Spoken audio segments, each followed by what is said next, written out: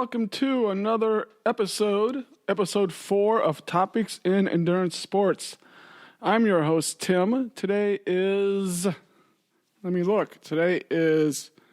Monday, March 20th, 2017. And I meant to record this last week, so it would be a St. Patrick's Day episode, but I am 3 days behind on that, which is probably pretty much always going to be the case with me. In recording these, I'll always be a little behind what I plan to do. What are you going to do about it? Anyway, thanks to Techno Axe for the music. The song was called Irish Tin Whistle. Techno Axe, Teknoaxe. And they can be found at reverbnation.com/technoaxe.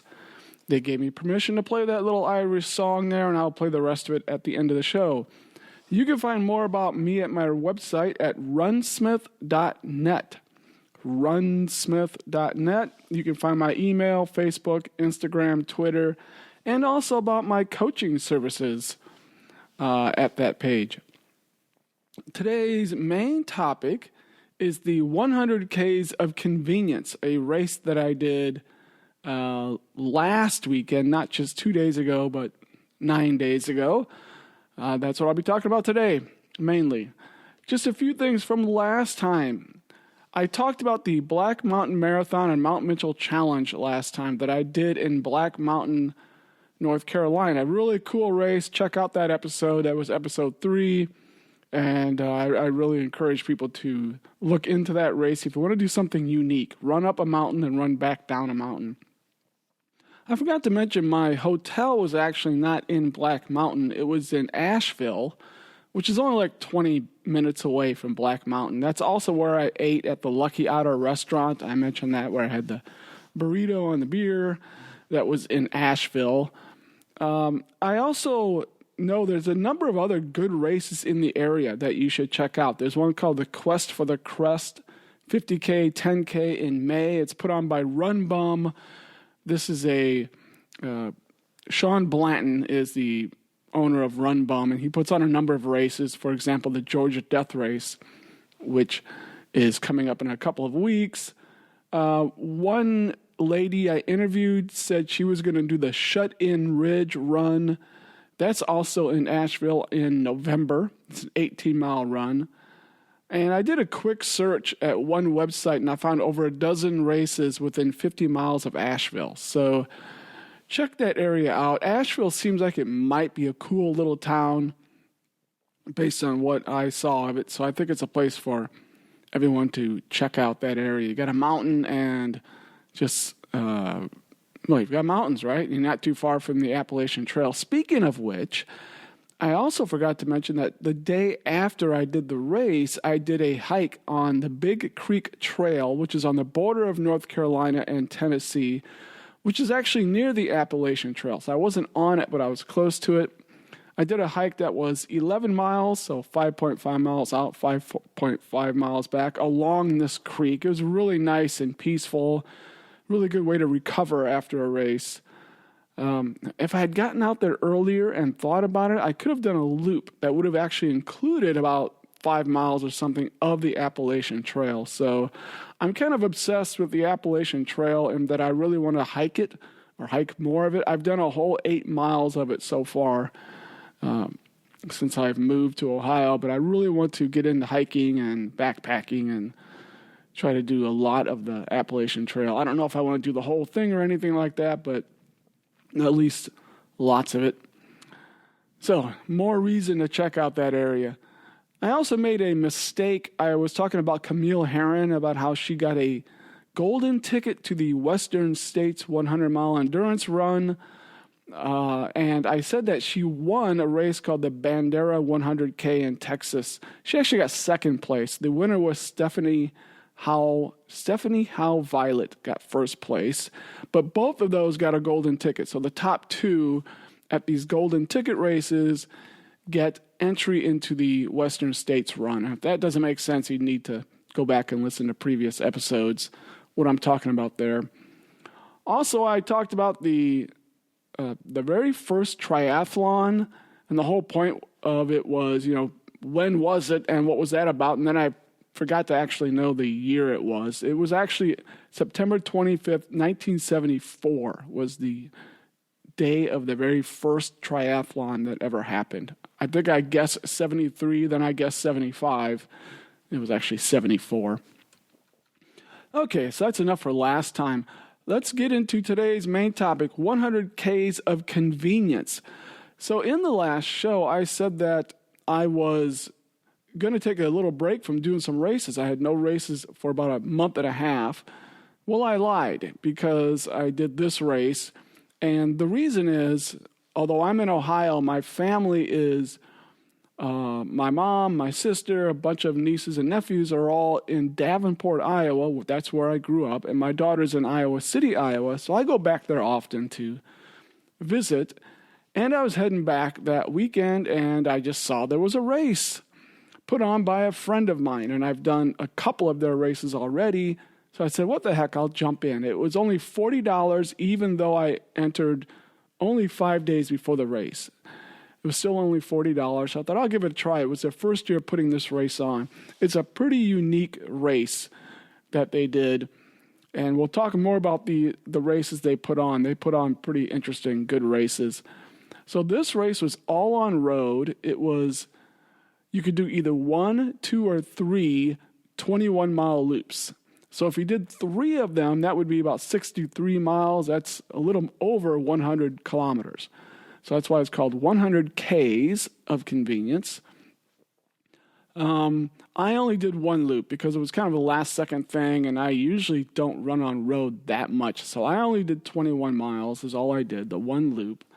About a half dozen people did 2 loops, and only 3 people did the 3 loops. He just threw this together, this race, and he had a cap of like 40 people, and he actually did sell out. So I think high 30s is how many people actually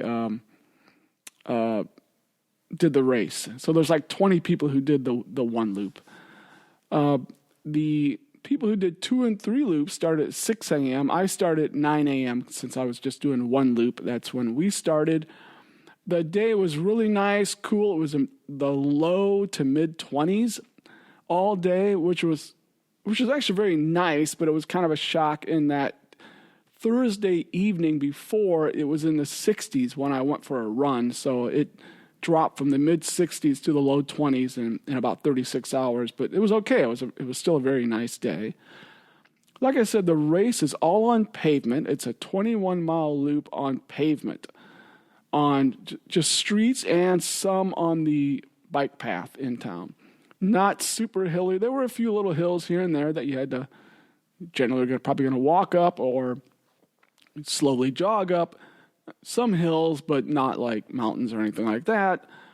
What made this unique was instead of aid stations, you had to go into 3 different convenience stores along the way, and you had to buy something. What he gave you when you registered, when you came to pack and pick up, he gave you a little card, a little prepaid like credit card thing, and that's what you use. So you didn't use any of your own money for this. He gave every single runner a card. So you got a card, you'd go into the first convenience store, you had to buy something, and you had to save the receipt. That was your proof that you made it to that convenience store. So really cool little thing. So you ran about roughly 6 to 7 miles between convenience stores. So ran about 6 to 7 to the first one. I bought Bugles. I discovered Bugles are my new favorite race food. Absolutely awesome. I thought I was going to get some potato chips because I often like potato chips in races just for the salt. But I couldn't find a small enough bag, so I got a little bag of Bugles. Man, those things are good. Those things are wonderful. I actually carried the bag with me for the whole race. So I got a little bag of Bugles at the first convenience store. The second convenience store I can't even remember now. I think I got a banana at the second convenience store, maybe, something like that. And that was at 10 miles out. So that was at the farthest place out from where we started the run. And then the third convenience store, I got like some M&Ms or something. I didn't even eat those. I actually just carried them with me. I think I got M&Ms and like a little protein bar or something. So my prepaid card had $10 on it, which I only used like $6, $7 of it. So I'm guessing if you did more loops, your prepaid card had more money on it, but I never did ask on that. But I would assume that would be the case. So even though I paid $40, I got $10 worth of stuff I could buy. So that comes, some of the money comes back to you. So then when I was done, I had the 3 receipts, and then you have to show the 3 receipts, and that's proof that you are done. And he actually could use those receipts as escaping me the phrase, your splits, for your splits. So you could say, well, you're at mile 7 at such and such a time because there's a time on the receipt. I don't know if he did this or not, but he was talking about doing that,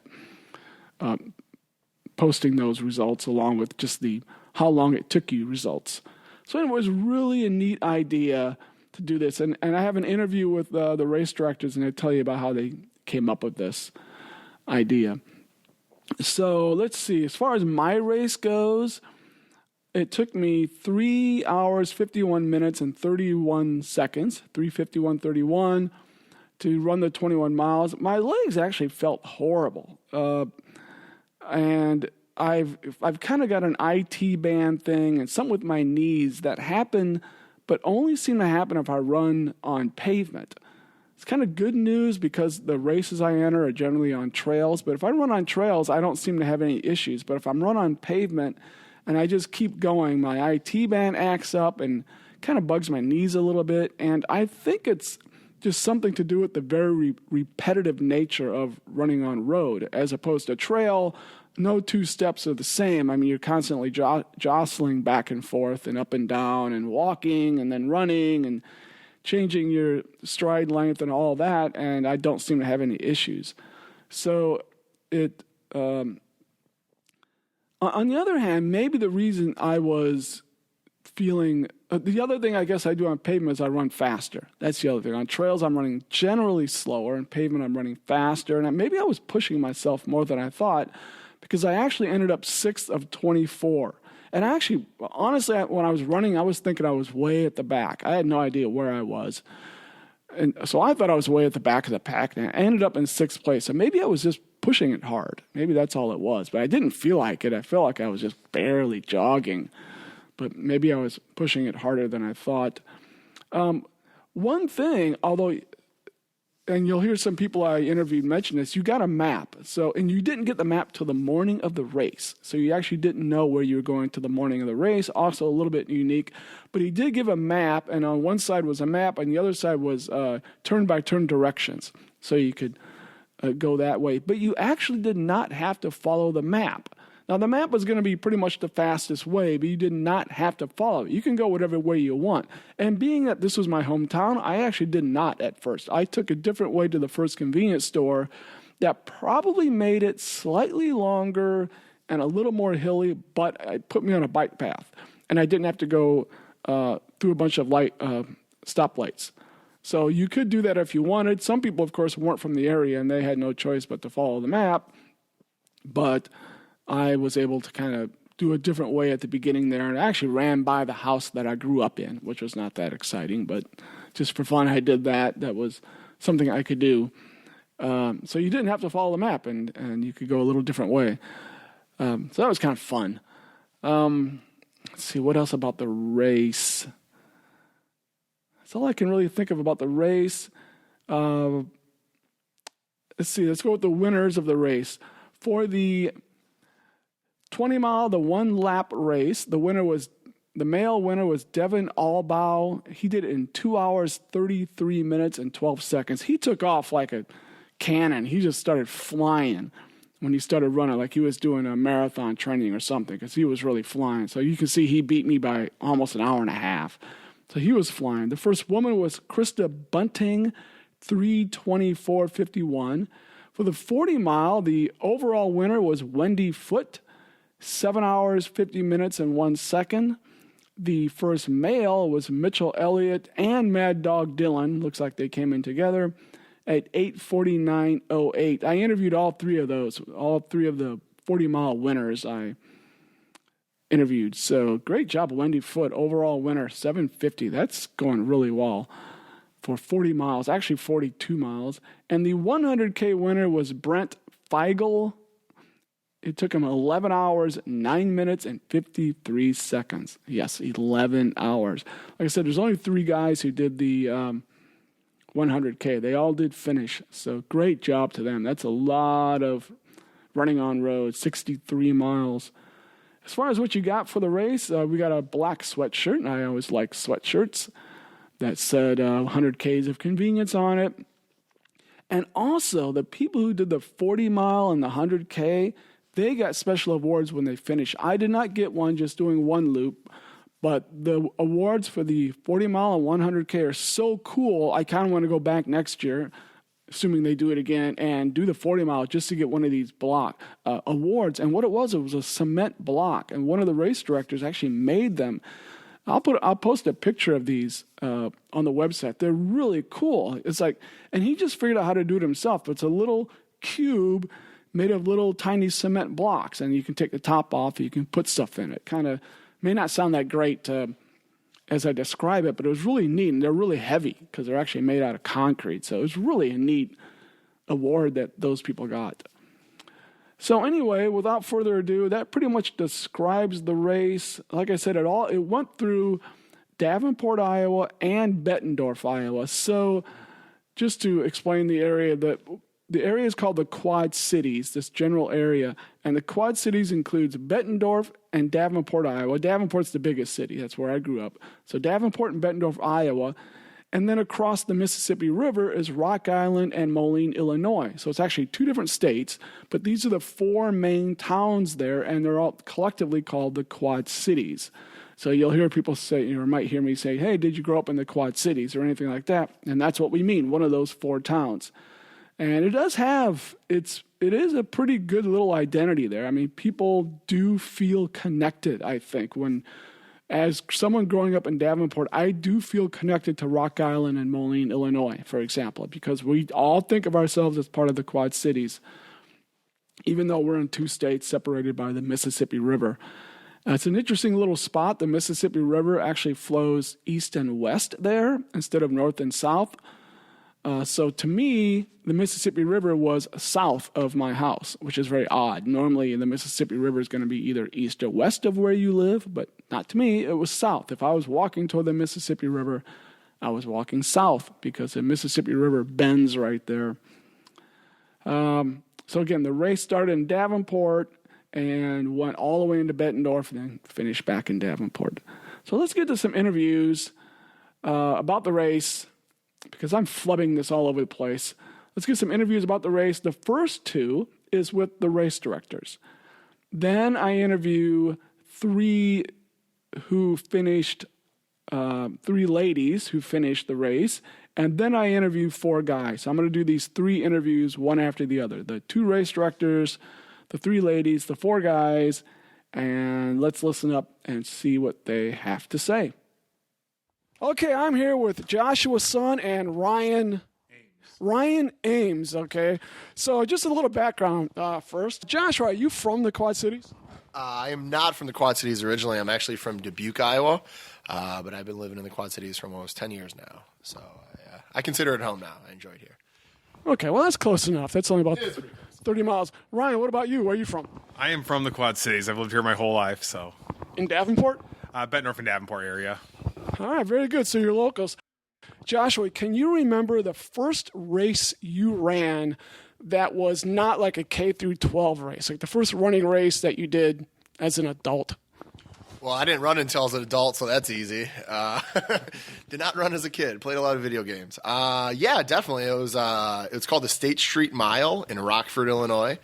It was in 2008, summer. My friend enticed me to run it because you got a free ticket to Magic Waters, the water park. And he said we could run the race, get drunk, and then go to the water park the next morning. So I was hooked.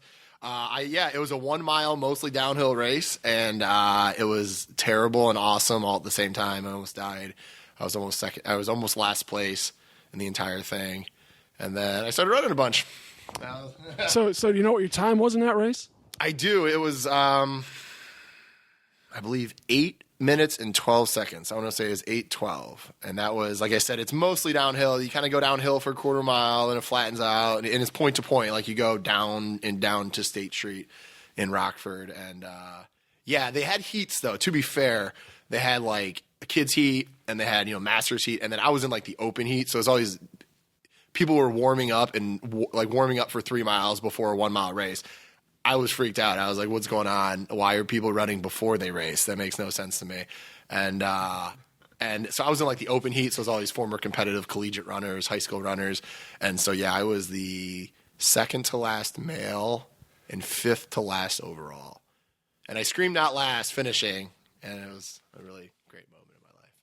So quite a prestigious start there. Yeah. Okay, Ryan, what about you? Do you remember what your first race was out of doing like K through 12?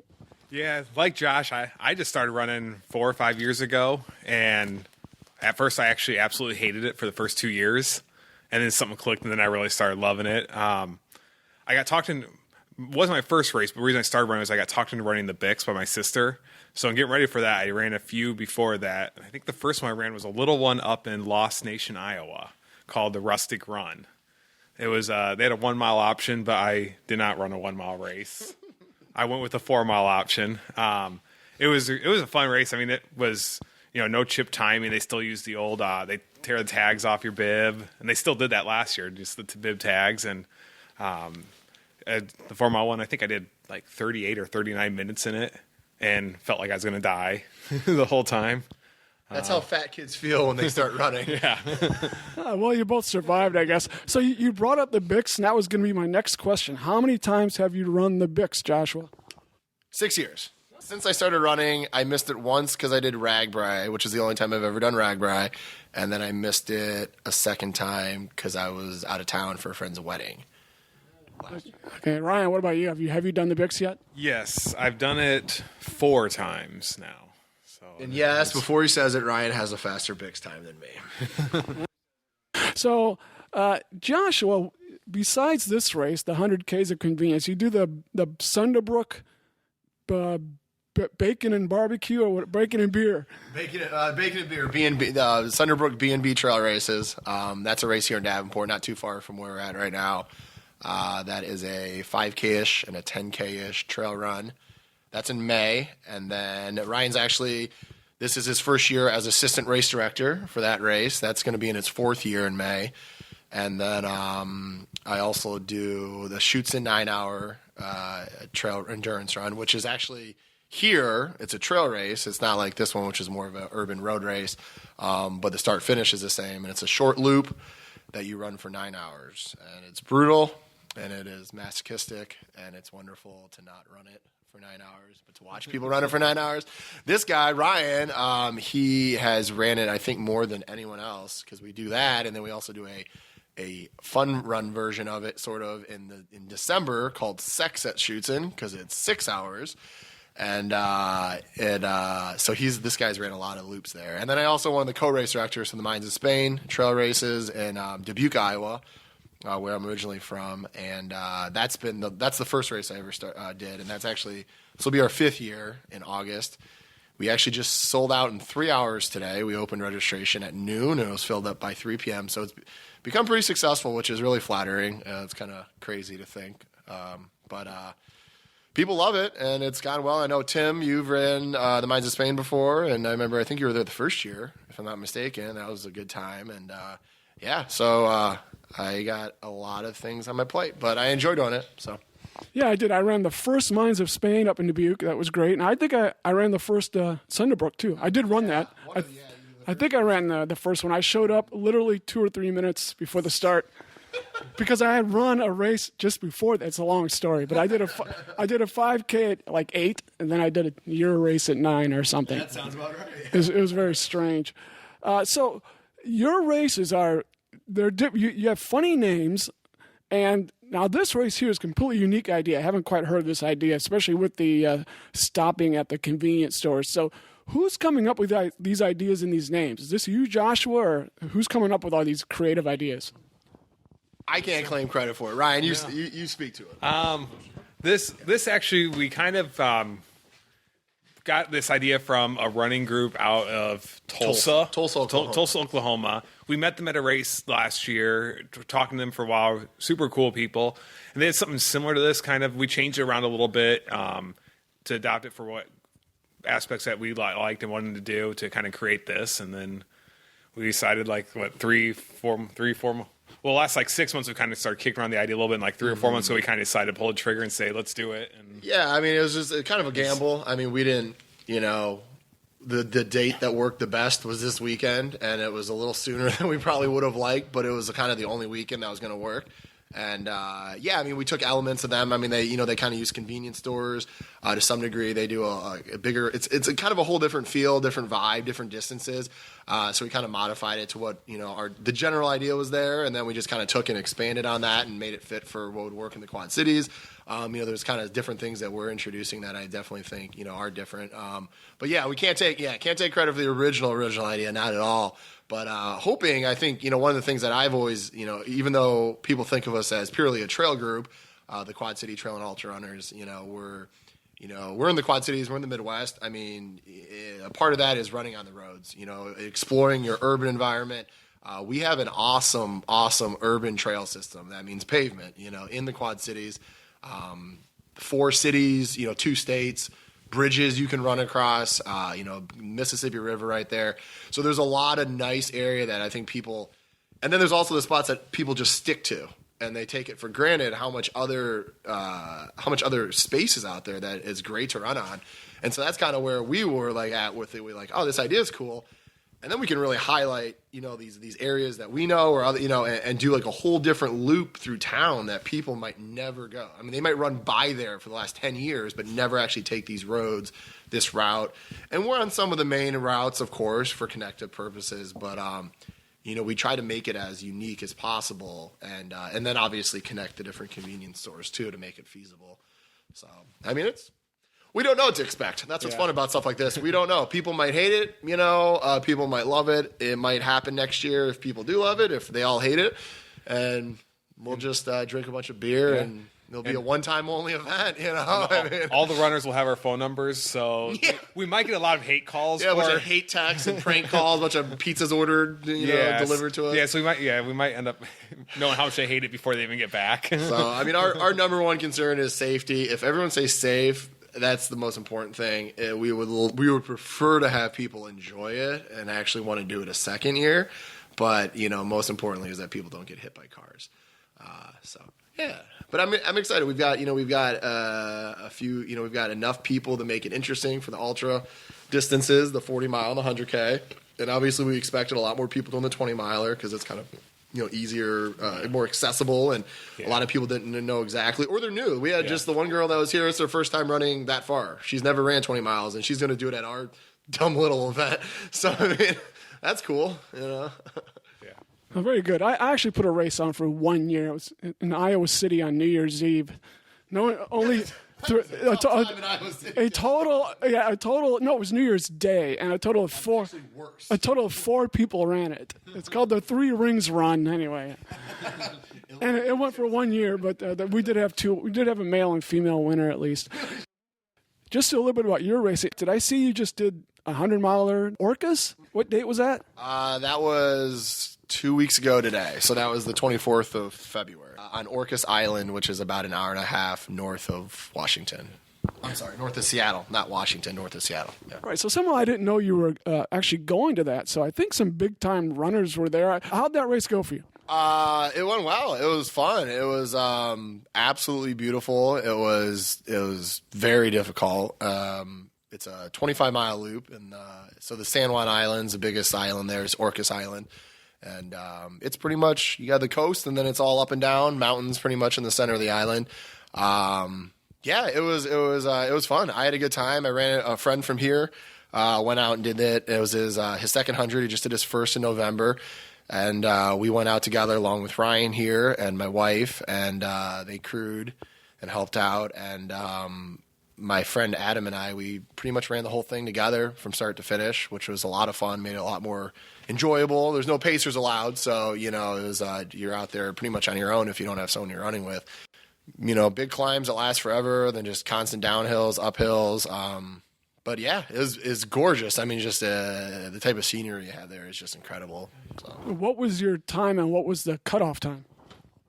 Adam and I, we finished in 34:10. The cutoff for the race is 36 hours. There was to put in, the winner is a well-known runner, Nicodemus Holland. He's super well-known. He kind of came out a few weeks, or maybe a month before, signed up, and he came out with his fiance, and I think she got like third place, I want to say. But yeah, he crushed. I mean, he did really well. He ran in like a little over 20 hours. But the average time there's a big gap there. The average time is about 30 hours. So I mean, it's a difficult course. It's not a fast course, relatively small field. Not calling myself experienced, but it's a pretty experienced field. So I mean, the finish rate was actually pretty high compared to races that might have a lot more people in it, because most of the people are pretty knowledgeable and tough ultra runners, I guess. But yeah, I mean, we had a nice, we at a certain point we had a nice big cushion. We wanted to stick together. We got a little separated there after the third loop around mile 75, and then we decided push out, do the last loop together, and we're like, we could try to run harder. Nah, like we're gonna finish this, and we've got a couple hours to spare, so let's just have fun, and yeah. Was the course itself in good shape, and was the weather okay? Yeah, the weather was actually pretty solid. I mean, compared to the year before, the first year for the race, they had a lot more rain, and there was a lot more standing water on the course. There was about 2 to 3 inches of snow anywhere above like 1,800 feet. So about 35 miles of the race probably was ran on snow, like packed snow. So that was, its own challenge. The weather itself was pretty, there wasn't a lot of precipitation, so it wasn't thankfully raining or snowing on us much, a little bit at the start. And the temperature just varied between the 20s and 30s. So, I mean, it was kind of a weird temperature because you're right in between sweating with too much clothes on and freezing and, hypothermia with too little clothes on.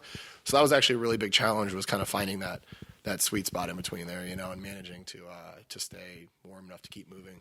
So. Yeah, now that you mention it, Nicodemus Holland was just on a podcast, and he talked about the race. So that guy is a freak. He's just a kid, too. He's like 25 or something. But okay, so last question, because I think we have people wanting to get their packets. Last question. What's next for you guys? You have any major races coming up for you guys that you've signed up for or thinking about? Joshua. Ryan, what do you got? Next thing for me coming up, I'm running the 50K out at Ice Age. It's in 2 months, I think. I don't know. I don't know where it's even at. I signed up. So it's actually going to be, I've run 50K a few times, especially like doing the Shoots in 9 hour, but this will be actually my first official 50K distance versus hitting 50K in timed events. So it'll be a fun one for me. Other than that, this year is, we're doing both doing Relay Iowa again, which is a really great time, running across the team, Iowa with a whole team. And other than that, that's all I have on the books this year. Joshua, what about you? Next big thing, I'm doing a rim to rim to rim at the Grand Canyon with some friends, so I'm pretty excited about that. Yeah, and then Relay Iowa with this guy and a bunch of other great guys, and a few other races in between there. And then I am signed up. My big fall race is the Bear 100 out in Utah, so that I'm scared of. That was a very impulsive decision. A good friend of mine, one of my best friends back in the day, who now lives in Colorado, so he has a huge advantage. But he's running it, and then I was like, yeah, sure, why not? So. Yep, that's pretty much it. Much other stuff scattered in there, but yeah, those are the big ones. Well, that's a pretty good schedule. The Ice Age, I've been on that trail. I've done a race there. That'll be fantastic. It's beautiful, and rim to rim to rim. I'm jealous. That's definitely on my bucket list. So, anyway, thank you guys very much for talking to me. Hey, thanks, Tim. Thank you. Okay, here we go. I am with 2 20-mile finishers and 1 40-mile finisher. Your name is? Julie Tyler. Julie Tyler, 20-mile finisher, and another 20-mile finisher. Jill Riedemann. And a 40-mile finisher. Wendy Foote. Wendy Foote. I definitely know Wendy because you've done my race. Did you do my race too? That's why you have the hat on. Okay, so makes sense. He stole it. Okay, so first question is, are you guys, where is your actual home right now? Cedar Falls. Cedar Falls. That's Julie. Julie's in Cedar Falls. Wendy is in Waterloo. Waterloo, and Jill is in Waterloo. So you guys are not really native to this, so you actually had to kind of pay attention to the maps, right? Yeah, I'm lucky I'm from here, so I did have some advantage with all that. Did you like the format and how it was done? Julie, right? Yeah, it was a lot of fun. Just something different, coming to this town and not having a clue where we were going, but just the map was a distraction, so it was kind of made it go by fast. Yeah, that was good. What did you think? Yes, I agree. Very much fun, different route, something new. Took your mind off things, watching the map, looking where you go, different scenery. So enjoyed it a lot. Wendy, what did you think about, I know you're a trail runner, right? What did you think about 40 miles of concrete? You know, wintertime, you have to do it anyway a lot. So, this was an opportunity for us to get out of our normal winter routes that we're so tired of by this time of the year. So it was good, just to be able to look at different things. Again, the map was it was neat because you were distracted by it. You had to pay attention. And I like the aid station format, going in and having to buy something. I thought that was a really neat concept. Yeah, it was fun. The concrete kind of beat me up. I'm not quite used to it so much anymore. Have any of you ever run the Bix? No, oh, that's a crime. You all have to come run the Bix. That's the Quad Cities Great Race. Here's a question. Since you ran pretty long on roads, what shoes did you wear, Julie? Brooks Adrenaline today. I have Brooks Adrenaline. That was my original marathon shoe. Was the Brooks Adrenaline. And Jill, what shoes did you wear? I had Brooks Glycerin. I have Glycerins as well. And Wendy, what did you wear? I wore the Nike Pegasus, and that's the first time I've worn them for that distance. And they did well. Are they highly cushioned, lowly cushioned, medium? Probably medium cushioned. Medium, yeah. I've heard of them, but I don't know those shoes. Okay, one last question. Do you guys have a particular big race or something interesting coming up in the future? I'm kind of just training for the Chippewa Falls 50K. Oh, is that in Wisconsin? Yep, at the end of April. I have heard of that. I haven't done that. And Jill? I'm going to do Zumbro and just the 17, and then also Chippewa Falls as well. I have done Zumbro. I did the 50 mile. It was pretty awesome. Yeah, you start at midnight. Actually, it was my very first DNF was Zumbro. But I did make it the second year. But Wendy, what do you have coming up? Zumbro 2 with the 17, and then Chippewa 50K and Ice Age 50 mile. Oh, very good. I've done the Ice Age 50 mile. That was fantastic. Yeah, I like that course. All right. Well, thank you all for talking to me. Thanks a lot, Thank you. Tim. Okay, I'm with some finishers of 20 miles and 40 miles. We'll kind of go around the horn here, give your name and where you're from. Alex Tim, Moline, Illinois. Mad Dog Dylan, Kelowna, Illinois. Mitch Elliott, Davenport, Iowa. Jason Willits, Bettendorf, Iowa. Okay, so you're all from the Quad Cities area, along with me. I'm guessing the way this race is kind of an excuse to get a long training run. Is that kind of all most of you looked at it? Yeah, I mean, it's somewhat training. Yeah, I wouldn't say I raced it hard, but it just looked fun. Josh and his gang are always good at setting up fun races, so it's like, we want to support that, keep it going. So come out, beat ourselves up a little, and enjoy, Yeah.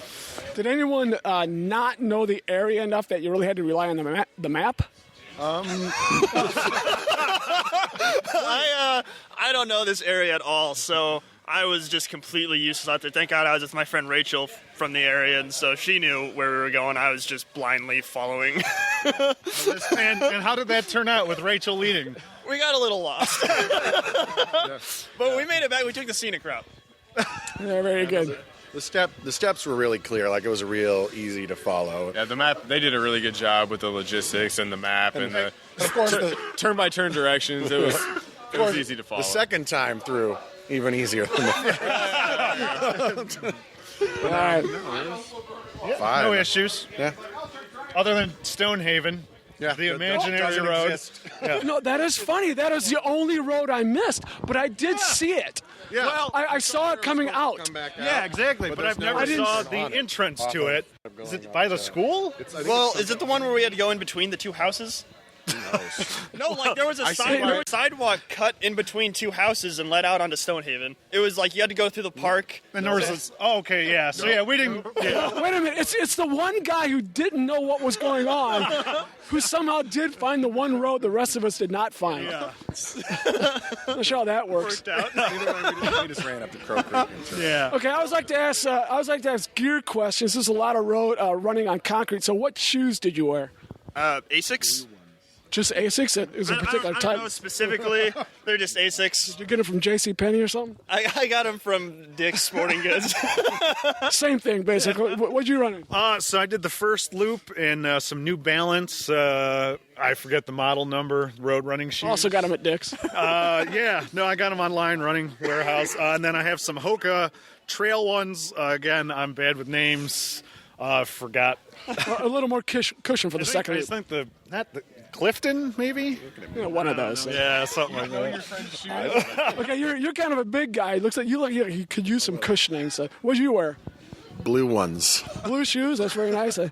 They're New Balance. I can't remember. I've had them for a long time, and they got stored away. But no, I mean, they were good cushion. You three don't seem super particular about shoes yet here. It's kind of whatever was in your closet. Jason, what about you? You a little more particular? I ran in the Nike Free Run Distance. It's a road shoe. What about how'd you guys carry liquids? I didn't carry any liquids. I bought water bottles at the gas stations and just kind of chugged them, and that kept me until the next gas station. What about you? I had my good old reliable Nathan hand bottle, 16 ounces. Yeah. And I have a Nathan belt with 2 bottles on the back. Oh, you have a belt. Me and you are probably the only two people still wearing a belt. I have a Camelback Like the shoulder little belt thing. They're kind of rare. So. Yeah. What about you, Jason? I wore a Solomon hydration pack with 2 soft flasks. One more question. Who has run the Bix? Oh, okay. Everyone. So how many times have you run it? I think just 2. 2. And how about you? Dose. 3 times. 3. Yeah, 2 or 3 times. 2 or 3 times. I have to ask that because that's the great race of the Quad Cities. So, last question: do you have anything on your calendar coming up that's kind of an interesting race or a big deal race or anything like that? I got my first 50K March 25th, Paleozoic 50K. It's Palos Park. It's like right outside Chicago. Oh, okay. What about you? Next one of any significance is probably Ice Age. So up in Wisconsin. 50K or 50 mile? 50 mile. I've done that. It's a fantastic race. Everyone tells me that, so I'm looking forward to it. Anything on your agenda? I have the Earth Day 50K and then Ice Age 50 mile too. Nice. I did the very first Earth Day. I think that's a great race also. How about you, Jason? So I'm doing also doing the 50K at Paleo, and then I'm actually doing a rim to rim to rim of the Grand Canyon. Are you doing it with Joshua? Yeah. He mentioned that. I'm really jealous. Yeah, I'm really looking. I've never been to the Grand Canyon, and I've never been to Vegas either. So I'm looking forward to both of those. It's going to be a lot of fun. Trip him when he runs by. There you go. Congratulations, guys, and thanks for talking to me. Oh, thank you very much. Okay, there you go with the interviews. So to kind of follow up on that, a few things that you heard. First of all, the rim to rim to rim, Joshua and Jason both said they were going to do the rim to rim to rim. That is where you go to the Grand Canyon and you start on one edge of the Grand Canyon, you run, and that's the rim, and then you run all the way down into the Grand Canyon, up to the other side, to the other rim. That would be a rim to rim. And a rim to rim to rim means you finish where you started. So you start at the south side, you run to the north side, and then you run from the north side to the south side. It is a very difficult thing to do, and you can't do a formal race there, so people just often go and do it on their own. And it definitely is something I would like to do someday. It'd be really great. By the way, I didn't get any 100K finishers interviewed because I left before they finished, just in case you're wondering. Let's see what else. Bix and Ragbri. You heard me talk about Bix a lot. So the Bix 7-mile race is a race in the Quad Cities. It's in Davenport.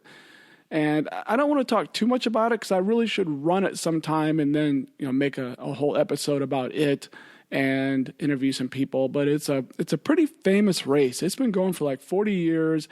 And they have prize money, so they get famous people coming. The Kenyans come, and people like Meb Keflezighi and Ryan Hall have run it, people like that. And the other interesting thing is Bill Rogers and Joan Benoit Samuelson have run it for like 30 or 40 years straight. They have basically a standing invitation to keep coming. So I've gotten clothes, hats signed by them and met them, and my picture taken with them because they always do a little pre-race meet and greet before the race. So it's a very famous race in the Quad Cities, very hilly, extremely hilly race. So again, I'll talk more about Bix in a future at some future time. But as you can see, a lot of the runners have done the Bix. Ragbri, Joshua mentioned Ragbri. That's one reason he missed the Bix. That's a bike ride that goes all across the state of Iowa. Also a very famous bike ride, one of the very first touring rides. This is where you're not racing, but you're just biking. And it goes from town to town to town, and you camp overnight, and it takes a whole week to do. And it's also very famous. So I should do a show about that sometime as well. So you heard about some of the other races that Josh puts on. So I wanted to go over those a little bit. He puts on the Schutzen 9-hour endurance run. And this race, the 100 Ks of Convenience, actually started at Schutzen Park.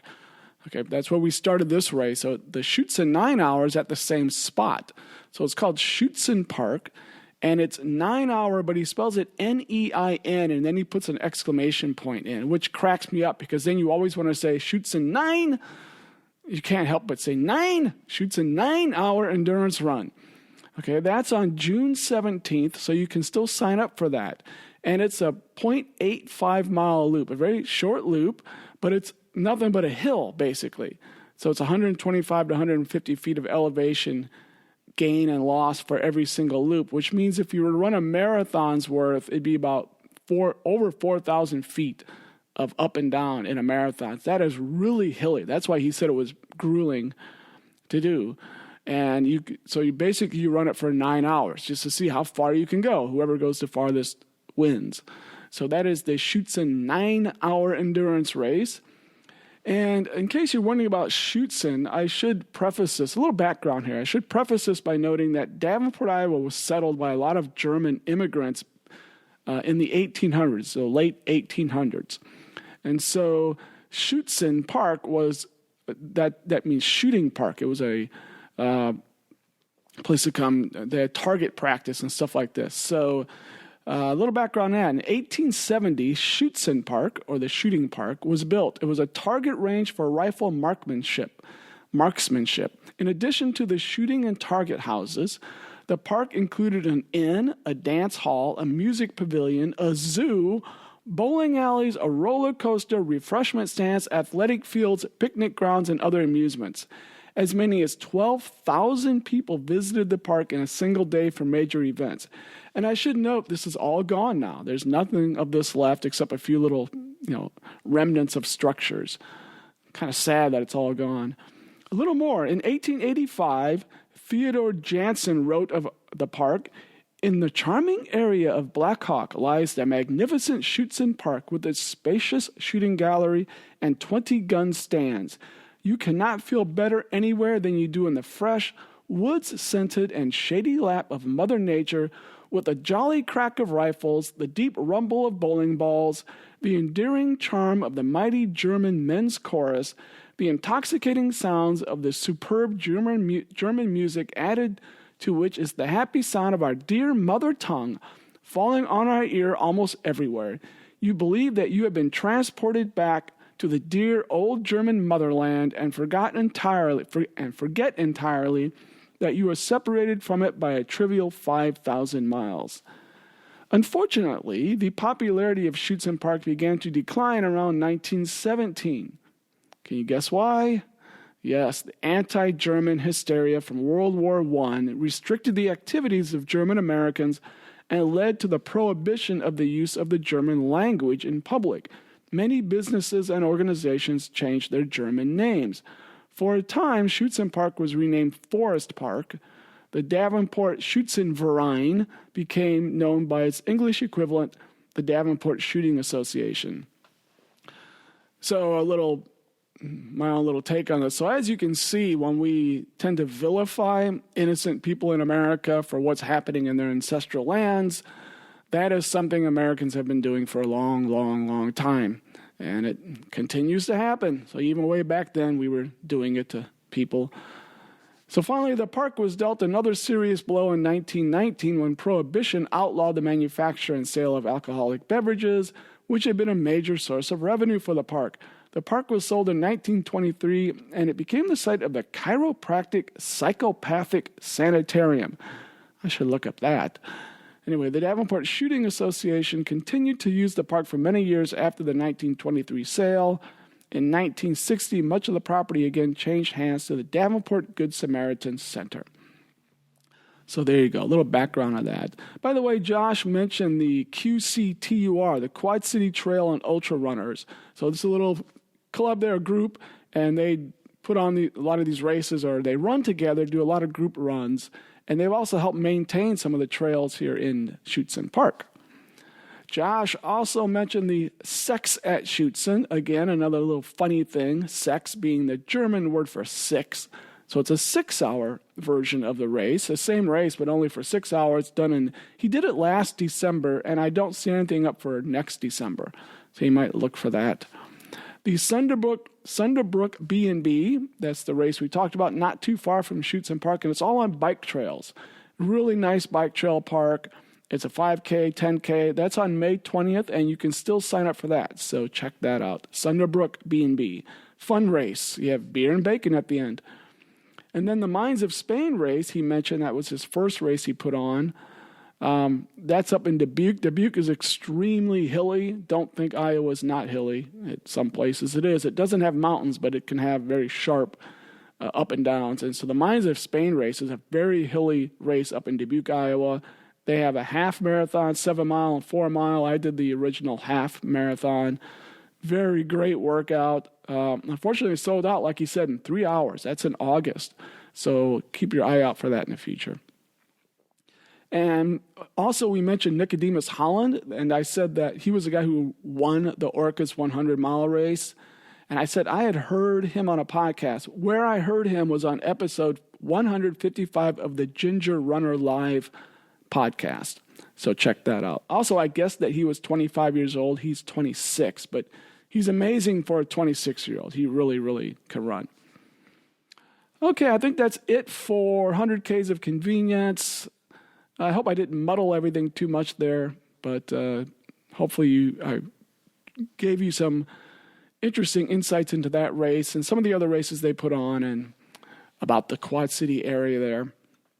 So let's move on to our next segment. This is the general education segment. And this was, again, supposed to be the St. Patrick's Day special. And everyone thinks about St. Patrick. He's one of the patron saints of Ireland. But did you know there are 2 other patron saints? Now, Irish people probably know all about this, I guess, but I didn't know. So there are 2 other patron saints, Brigid and Columba. Now, Brigid might also be called Bridget, probably where Bridget came from, or the 2 names are related. But there's Brigid and Columba. Columba was born December 7th. That's my birthday, by the way, if you want to send presents. December 7th, 521, and was an Irish abbot and missionary who spread Christianity in Scotland. He's not very interesting to me. Although Iona College, which is a small Catholic liberal arts college in New Rochelle, New York, is named after the island on which Columba established his first monastery in Scotland. There you go. So if you're at Iona College, there's a connection between him and St. Columba. Now, St. Brigid of Kildare is a little more interesting to me, so I've got some background on her. She lived from 451 to 525, just barely overlapping with Columba. She was an early Irish Christian nun, abbess, and foundress of several monasteries of nuns. What's interesting is some scholars suggest she never lived, but was just a Christianization of the Celtic goddess Brigid. By the way, I looked up, should we say Celtic or Celtic? And it sounds like you can go either way. And actually, Celtic was, in a sense, the older way, but now it's becoming kind of cool to say Celtic. But I'm going to stick with Celtic in this case. So I got some information from a website called the goddessgift.com. Brigid, and now this is talking about the goddess, the Celtic goddess, okay, not the saint Brigid. Brigid, the Celtic goddess of fire, poetry, healing, childbirth, and unity, is celebrated in many European countries. She is known by many names, including that of Saint Brigid, who is perhaps the most powerful religious figure in Irish history. Born at the moment of daybreak, Brigid rose into the sky with the sun, rays of fire beaming from her head. She was the daughter of Dagda, the great father god of Ireland. In Druid mythology, the infant goddess, Brigid, was fed with milk from a sacred cow from the other world. Bridget owned an apple orchard in the other world, and her bees would bring their magical nectar back to earth. It is said that wherever she walked, small flowers and shamrocks would appear. As a sun goddess, her gifts are knowledge, inspiration, and the vital and healing energy of the sun. She married Brez, an Irish king from a warring tribe. She hoped this would bring peace, but a battle ensued and one of their sons died. She lamented so loudly, and it was so heartrending that both sides stopped fighting to forge a peace. Wait a minute, did I say lamentations? Did I just say lamentations? Conan, what is best in life? To crush your enemies, see them driven before you, and to hear the lamentation of your women. That is good. There you go. Anyway, one of the most popular tales of the goddess Bridget involved two lepers who appeared at her sacred well at Kildare and asked to be healed. She told them that they were to bathe each other until the skin healed. After the first one was healed, he felt only revulsion for the other and would not touch him to bathe him. Angered, Bridget caused his leprosy to return. Then she gently placed her mantle around the other leper, who was immediately healed. Thus, Ireland is full of springs and wells named after the goddess Bridget. Symbolically, water is seen as a portal to the other world and as a source of wisdom and healing. There is a saying that Bridget rewards any offering to her, so offerings of coins were often tossed into her wells, the forerunner of the modern custom of throwing a penny into a fountain while you make a wish.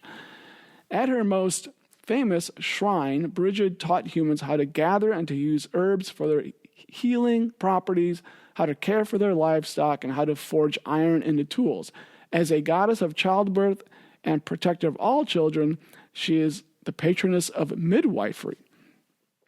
So here's a little bit more about Saint Bridget. Bridget was a gentle and loving woman whose gifts of healing and compassion were evident even when she was a child. Her touch would heal the sick, and her blessing bring food and warmth to the poor.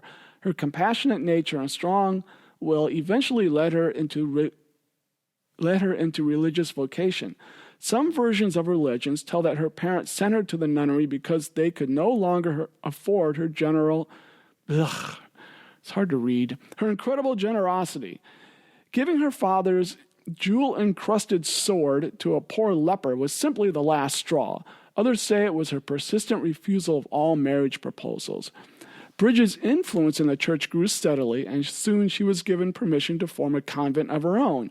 She asked for land on which to build, and the local king was greatly amused at the audacity of a woman to make such a request. Mockingly, he responded that yes, she was welcome to take as much land as she could encircle with her cloak. Thanking him, the clever Bridget unraveled the yarn in her cloak and with it staked out the ample boundaries of her new site. Legends arose that she was at the midwife of the birth of Jesus. This makes no sense to me whatsoever. I don't understand this part. Baptizing the infant with 3 drops of water from her holy well, weaving his swaddling clothes from the wool of her ewes, and leading the Holy Family to Egypt when she foresaw the slaughter of the innocents. One of St. Bridget's titles became the foster mother of Jesus. If she was born in 451, I don't really understand how that works out. But anyway, in some respects, St. Bridget can be compared to the Greek goddess Artemis. Like Artemis, she refused to marry, choosing instead to exercise her own authority in a community of female followers who were themselves forbidden to marry while in her service. Men, including her own bishops, were not allowed to enter the abbey. Also like Artemis, Bridget was a goddess of childbirth, a protector of children, and a fierce advocate of women's rights. Under the authority of Bridget, the increasing power of the patriarchy was limited. St. Bridget ensured that women were allowed to hold property in their own names, that the crime of rape was unpardonable, and that the rights of children born to unwed mothers were preserved. That sounds rather modern, doesn't it? She died of natural causes in 525. Her body was initially kept to the right of the high altar of Kildare Cathedral, with a tomb adorned with gems and precious stones and the crowns of gold and silver. But in 878, during the Scandinavian raids, her relics were moved to the tomb of Patrick and Columba Today, St. Bridget's skull can be found in the Church of St. John the Baptist in Lumiar, Portugal. There you go. Way more than you ever wanted to know about Bridget, right? So finally, see how many minutes are we into this? Oh, we're an hour into this, so let's get ready to wrap it up. In our Not This Day in History segment, I'm going to talk about David Armbruster. He's the guy who helped invent the butterfly stroke. And he did it at the University of Iowa, speaking of my home area. That's where I graduated from college, was the University of Iowa. And I found out about this on a show, a radio show called the River to River Show on Iowa Public Radio. So David Armbruster was a very famous coach, a swim coach. He coached for 40 years at the University of Iowa. And he was the head of University of Iowa swimming in the 1930s.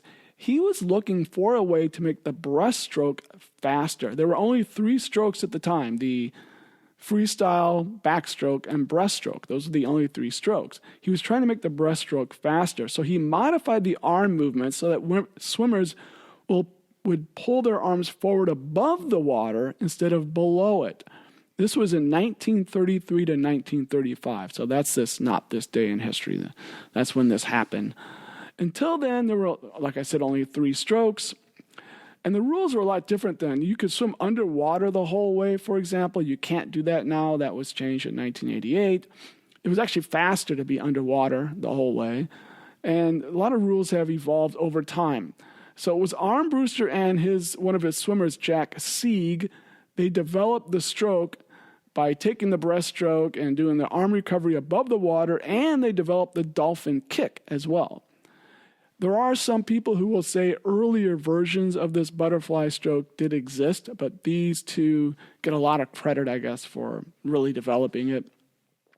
Supposedly, someone tried this in the breaststroke to win the 1938 Olympics, and he was disqualified. So what was happening was people were doing the butterfly as their breaststroke.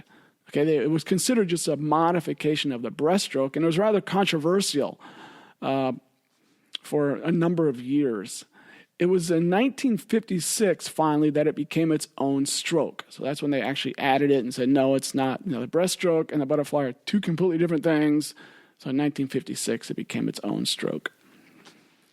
All right, that's all I have for today for the Not This Day in History. I did say in the last show that if you wanted to provide comments, you could do that. You could send me an email, or you could send in an audio comment, and I'll mention that again. But I did get an email, and this is kind of weird. I think it's an email from someone who's not an endurance runner. I don't know how he came across my podcast. And it sounds like what he was doing was he was listening to it and then typing comments, and then he emailed these comments to me. So I did reread this. I did read this already. So here's his comments, okay? I like the Bill Nye intro. Your voice is unusually high. I don't know why my voice is so high. It just is, evidently. Too much enunciation, over-enunciation. I'm sorry. Sorry if I feel like I'm flubbing my words most of the time. Blah, blah, blah. He's saying I over-enunciate. The visual of you at the mic. Oh, so he was watching it on YouTube. So if you didn't know, you can watch this podcast on YouTube. There's a delay of a few days before I get it up on YouTube, so you can watch it. But anyway, the visual of you at the mic looks professional. Looks like an important office setting. I like the description of your weekly routine, but you cut it off to talk about some trail woman. That's when I was talking about Camille Herron, I think. The golden ticket. That's cool. Wow. 40, 50 miles of running in a weekend sounds really... He has a lot of cuss words in here. Sounds really bad, blank. Okay, so Camille Herron says she runs 40 to 50 miles each weekend. He thought that was really amazing. Weekend running long distance is a thing. I learned something. Toenails. So I talked about toenails last week. That's an interesting topic. Remove toenails, blank. Dude cut his toe off, blank. Bad blank. So he got really excited about the whole toenail thing. By the way, I exaggerated something. I said last week that when you get black toenails, they fall off. Not always. Sometimes you just get a black spot. So I had mentioned I have 5 black toenails right now, they may or may not fall off. It kind of depends. But it's still annoying because even if it's a black spot, the whole toenail gets sensitive. It's annoying. 7 continent run. So I talked last week about Michael Wardian, who ran 7 marathons on 7 continents in 7 days. 7 continent run, $38,000 to enter, blank. Bleep, I guess I should be saying bleep. Bleep, running in Antarctica, bleep. What the bleep? What a crazy bleep sport. This is all what he was typing to me. Try looking at the camera occasionally. Hello, camera, I'm looking at it right now. Thin trail, double trail talk, roots, technical talk. You have a stupid voice. I guess I have a stupid voice. Bleep, only 21 minutes into this podcast. You said pain in quads. Downhill running is hard on quads. Learn something. You over-enunciate. The guy really doesn't like my voice. Joseph Ingram kicked your blank. That was in the race. I interviewed Joseph Ingram, who did beat me. Blank, blank. More shoe questions. Blank, blank, blank. You guys love blanking shoes. You mispronounced the capital of Ethiopia. So in my general education segment last week, I talked about Ethiopia, and I think he's referring to when I said Addis Ababa. Okay, and I'm guessing he wanted me to say Addis Ababa.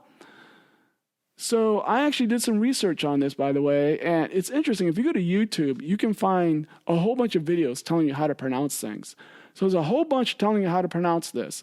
I looked at 6 of them. Okay, of the 6 I looked at, 3 agreed with me. They said Addis Ababa. 2 of them said Addis Ababa, and 1 said it in a way I couldn't really comprehend. So the majority actually agreed with me on how to say this, of the 6 I looked at. For me, Ethiopia was the most interesting blank bleep yet. Coffee beans, good bleep. Triathlon history, that's boring. You hit your stride with the Ethiopia stuff, close with less important stuff. I listened to it all, but I probably couldn't endure an hour of endurance talk. Anyway, that's an email, and that was from, who's that? That was from Tommy Cigarette. Huh, that's a rather interesting name. But anyway, that's the email I got. Actually, I said also, I'm going to try to set up a phone number you can call in to leave a comment. But for now, you can just make an MP3 recording. If you can figure out how to do that, email me the MP3, and I will play it. So I did get one. Let's listen to it.